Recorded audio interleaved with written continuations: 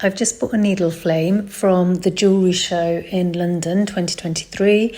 I spoke to Aid, who designed them, and my questions to him were, why should I spend more money on that rather than the Aquaflame, which is what a lot of people have started using, just for the safety aspect. So you don't have to have gas bottles, you don't have to have oxygen concentrators, and it's space saving as well.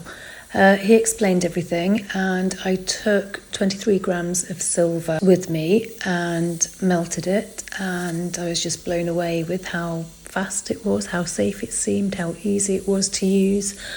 So I think I made the right decision. Well, I know I made the right decision. They come in pink and blue. I spoke to Adrian about a year ago at the Jewellery show and just asked him if there was going to be any other colours, but it was a choice of pink and blue, so I went for pink. So I bought it, it arrived last week, and this is me melting. It's just 6 grams of silver, so it's not a lot, because I just wasn't sure for the ingot mould that I had how much I'd need, and I didn't want to overfill it, so I thought I'd start small.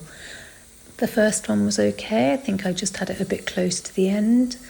The second one I just missed. The third one was okay. The fourth one, I have no idea what happened. It just went wrong, and again the crucible was too close to the pour. I think I poured too slowly as well.